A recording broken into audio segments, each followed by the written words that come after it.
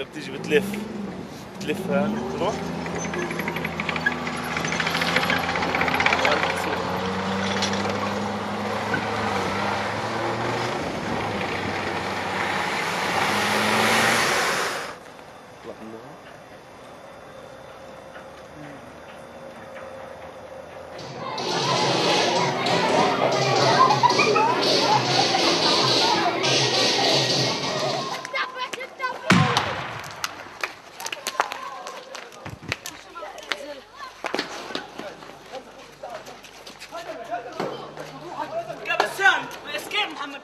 Her kan du se den præcision, de israelske snigskytter bruger, når de sigter efter vandbeholderne på tagene af husene.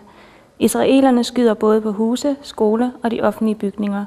De graver sig igennem husets vægge som møl eller rotter for at overtræde intimiteten i husene et efter et og skabe en overraskelseseffekt, et kunstnerisk udtryk for en besættelseshær.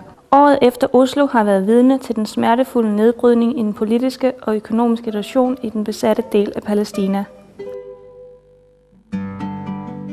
Aida flygtningelejre, som er beliggende i Nord-Bethlehem, syd for Al-Quds Jerusalem, har lidt dybt, ligesom andre palæstinensiske samfund, for sådan ydmygelser.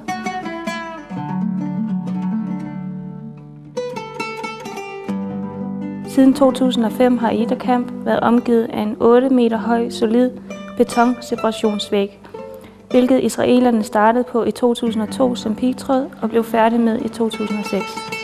Væggene omringer den østlige, den nordlige og en del af den vestlige side af lejren. Aida flygtningelejre er en af 3 lejre i Bethlehem, og der er ca. 5.000 indbyggere, som kom fra 40 forskellige landsbyer i blandt de 534 byer, der blev ødelagt af zionisterne i 1948.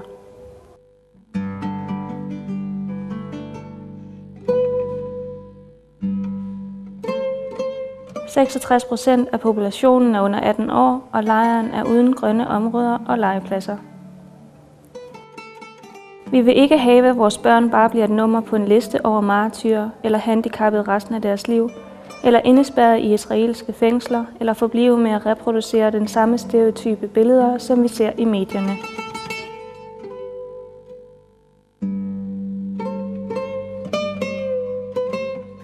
Al-Rawat Center, grundlagt af palæstinensiske volontører fra Aida-campen i 1998, startede kampagnen Beautiful Nonviolent Resistance imod modbydeligheden, den israelske besættelse og deres fortsatte vold mod lejren. Centeret er en måde at forsvare humaniteten og vise skønheden, en måde at ødelægge stereotypen og vise et andet billede af palæstinenserne, da ingen palæstinenser er født med gener af had eller gener af vold.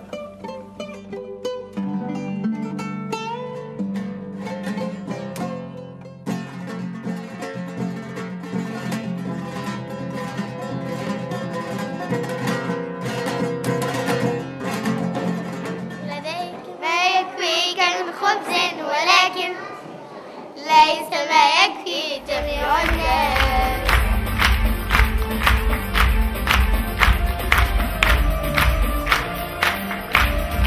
يا من يباديك يا من يباديك 59 عاما على النكبة ترم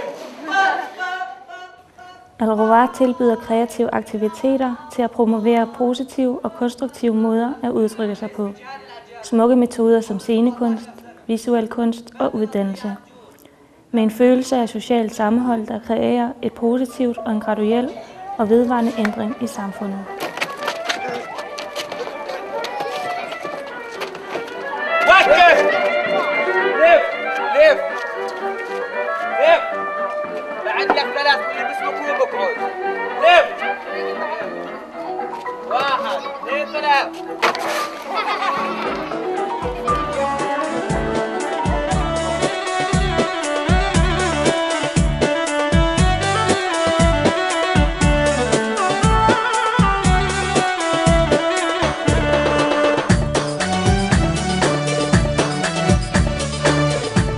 Al-Rawat fokuserer på børn og bemyndigelsen af forældre.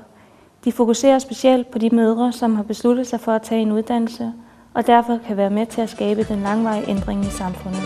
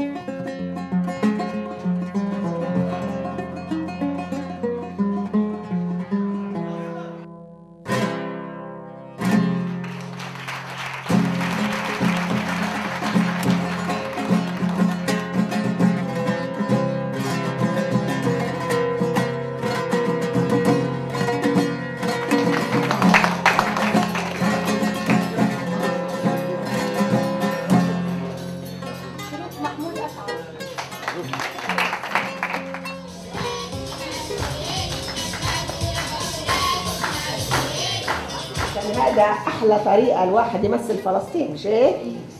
وانتوا احسن سفراء للثقافه الفلسطينيه وللفن الفلسطيني. شو بتكون الدنيا بلا فن لو ما فيش عندنا فن، مش هيك؟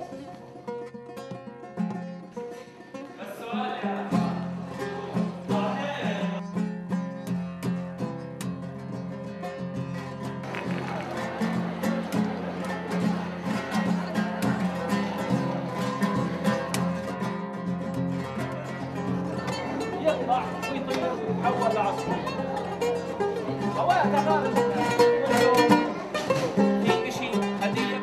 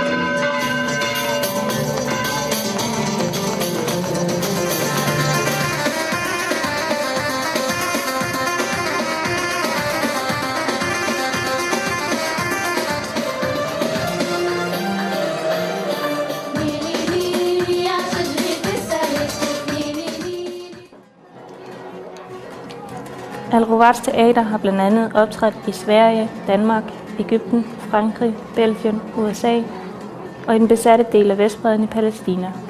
Og det har de gjort for at fremme kampagnen Beautiful Nonviolent Resistance og for at skabe kommunikation på et humant niveau og som lige partnere, så der kan ske en ændring og transformere en grim fortid til en smuk fremtid.